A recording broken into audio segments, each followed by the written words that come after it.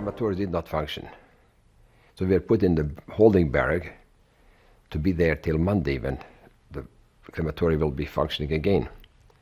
But that night, this was Saturday when we came to January the 6th, exactly 3 weeks before being liberated at Birkenau, came the Jewish doctor. As you probably know, the curfew was 8 o'clock. Nobody was even allowed to open up the door of the barracks, not step out. Not anybody allowed in the camp. The searchlights were going on all the time. Here comes the German doctor, the Jewish doctor, and which we found later. I learned that his name was Professor Epstein from Prague, and he calls my name at the door. Come on, I say yes. He says, Stern. At roll call, which 6 o'clock there was a roll call. You sneak into working commando. Don't come back to the barrack. You know, everything had to go in seconds there. There was no time for dilly-dallying around. And I asked, can I tell it to others if they are capable to walk, to go to work? This is what I did. And I ended up in a working commando. And consequently, I was liberated in Auschwitz 3 weeks later. And yeah, I was telling, we arrived, so hope, you know, when we arrived in Auschwitz and went to the working commando, we already knew that things are very shaky here, that something's going to happen. How can we have a chance to survive and not being killed by them?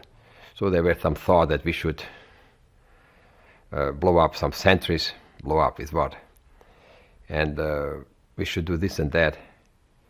But when the Germans moved the first time, we found out that they are not in the sentry, they have disappeared. We have burned down everything possible so that if they should come back, they don't have where to go back. But of course, we did it, but it did not help us. They came back. And at one point, we succeeded to kill a few Germans. I was not involved in that particular group. And of course, it didn't do us any good because they didn't shy away, that they ran away. And so we had a few things that we could do to discourage them, but it didn't matter because in the long run, they won. They were the death marches. And when they came back, they always moved, transported large groups. Until 4 days before our liberation, for 5 days before the liberation, they came back and they said, every Jew, without any exception, get ready for death march. Actually, this is where the word death march came from. And I don't know how and where I got the strength, but I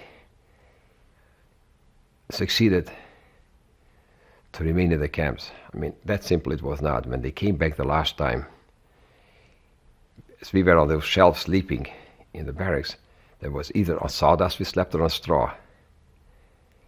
They did not ask one of the inmates to move up to shake up the straw or the sawdust. But German themselves did it, the Gestapo or the SS. And here the high-ranking officers were with strong flashlights in one hand and a pistol in the other hand to be sure that nobody stays on. And it was by the greatest miracle that I survived. Every barrack had a little cabin in the front, which was separation where the Blockältester meant he was the chief of the barrack. And that every such cabin had also a bread box where the bread was supplied, brought in, with a box with a lock, and nobody could get to it. That door and the hinge of the box was already torn off, and I was hiding in that box upside down. Here he comes in to search. He even kicks it, but luckily it gave. I was so skinny. It gave. I could see and I was sure that this is it.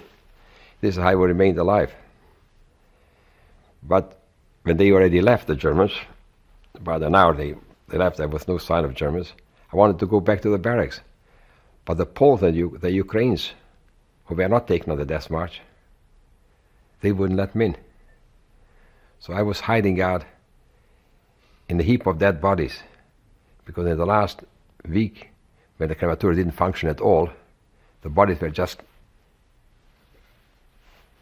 building up higher and higher. And I sneaked among those dead bodies because I was afraid they'd come back or something. So there I was at night time, and at daytime I was roaming around in the camp. And this is where I actually survived. January 27th, I was one of the very first, Birkenau was one of the very first camps being liberated.